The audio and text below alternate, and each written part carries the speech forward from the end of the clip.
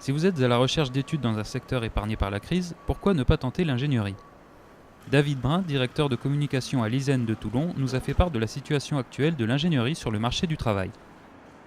Il faut savoir qu'en 2020, on estime qu'il y aura sur la planète entre 30 et 50 milliards d'objets interconnectés. C'est-à-dire que tout ça, ça va être piloté par de l'électronique et de l'informatique.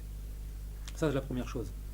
Deuxième chose, une commissaire européenne qui s'appelle Nelly Cross estime qu'en 2015, il y aura 700 000 emplois dans le numérique en Europe.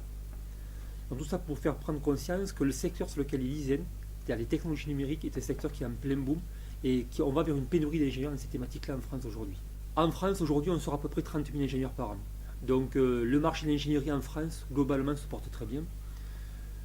Le marché des technologies numériques dans lequel nous sommes, nous, dans l'ingénierie, il se porte encore mieux que ça. Donc là aussi, il y a encore, les entreprises nous le disent, on y voit au quotidien, il y a beaucoup de travail, de perspectives d'emploi pour nos étudiants dans les 2-3 ans qui viennent.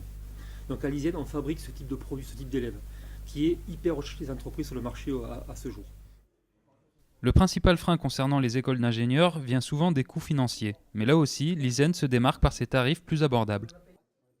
Alors le coût des scolarités, c'est 23 ou 24 000 euros les 5 années. C'est un investissement qui est important. Il faut savoir que sur le marché des écoles d'ingénieurs, aujourd'hui, au niveau de l'ISEN, on est des coûts qui sont très faibles. Ça, c'est une première chose. Deuxièmement, on prend les étudiants boursiers. Donc ça, c'est important aussi à savoir. Troisièmement, en dernière année, on a les contrats de professionnalisation. Alors, l'étudiant peut faire son année en tant que salarié d'entreprise. Donc il est payé, il est rémunéré pendant 12 mois, et cette rémunération lui permet quasiment d'absorber ces 3 années de cycle ingénieur. Si vous souhaitez en savoir plus sur l'ISEN, toute l'équipe vous attendra le 15 mars pour une journée porte ouverte où chaque question trouvera sa réponse.